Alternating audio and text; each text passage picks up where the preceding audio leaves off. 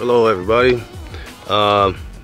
This is a 2002 Acura MDX. Went through the troubleshooting stuff and looks like the vehicle ignition switch was going bad. It would randomly cut off, and that's not cool for your wife to be stranded because the car cut on, drive, and then just cut off. This is where I am so far. It was 3 screws at the bottom of this harness. First I popped this off here. This pops off pretty simple. Then there's a tab here that's connected to that. Unscrew that, pop that out, and I have to take a screwdriver. You may want to put something on it to protect your finish, and then just pop them out one at a time. Then this bottom part comes out. Then this was the bottom. This was after I removed those 3 screws.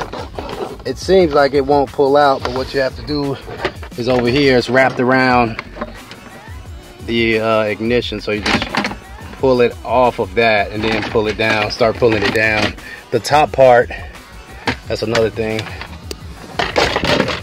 This top part is no actual screws holding this on.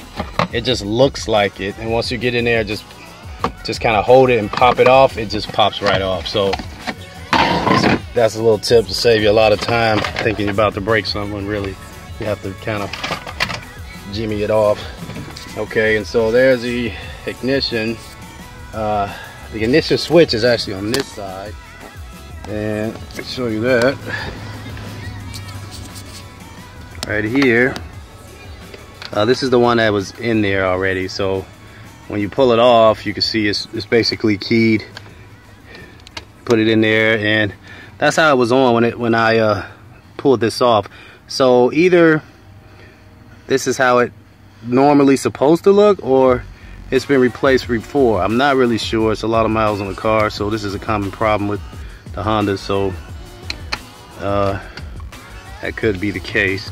Okay, and so now I'm at the point of snaking this down and trying to see where that is actually connected, because I know the connector looks like this, and so I am actually trying to find where that is. So there's another screw I took out right here, so I can pull this out a little bit and get some leverage. That just pulled right out, and I'm sure there's probably some more stuff I could disconnect if I need to.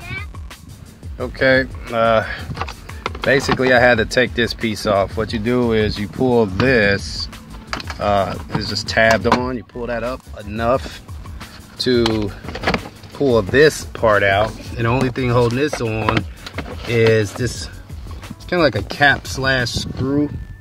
So I had to, it's kind of grooved. I don't know if you can see it, but if you can actually stick a flathead screwdriver like right in the middle of it.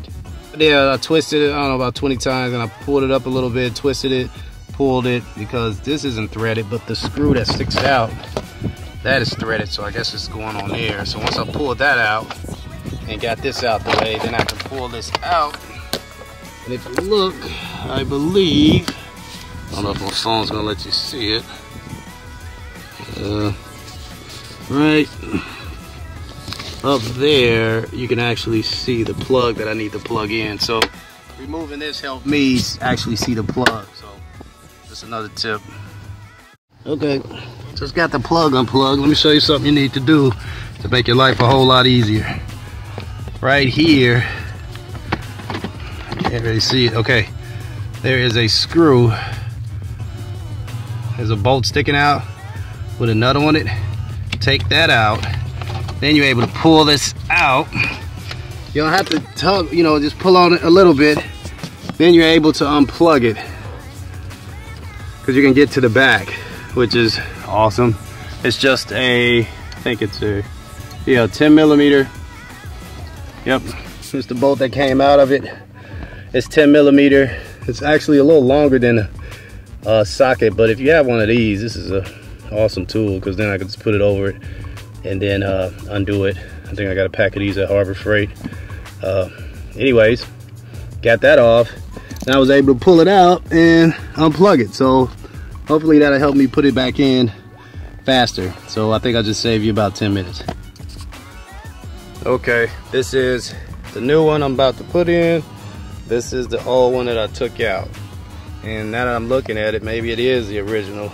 Like this was broken, tried to tape it back up, so maybe it's something else going on down there that I don't see. Anyways, that is, because it almost feel like a short, like you'd be driving and then boom, it just cut off.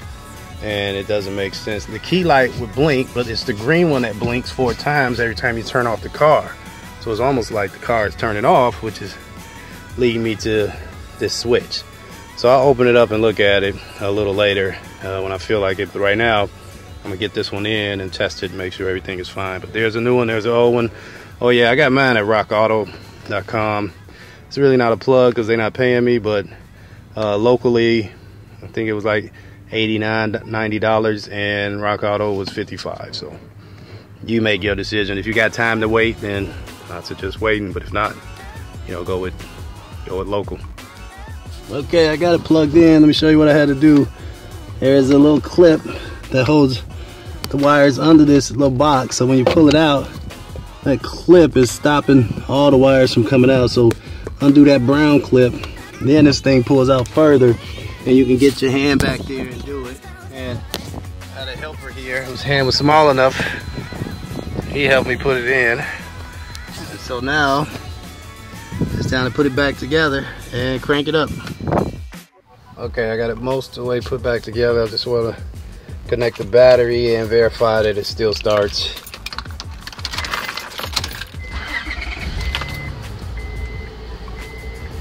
Okay, she still starts, so you'll see if we have that random turning off. Now, of course, when you disconnect the battery for this particular model, you need the code for the nav system and the radio, and I got those.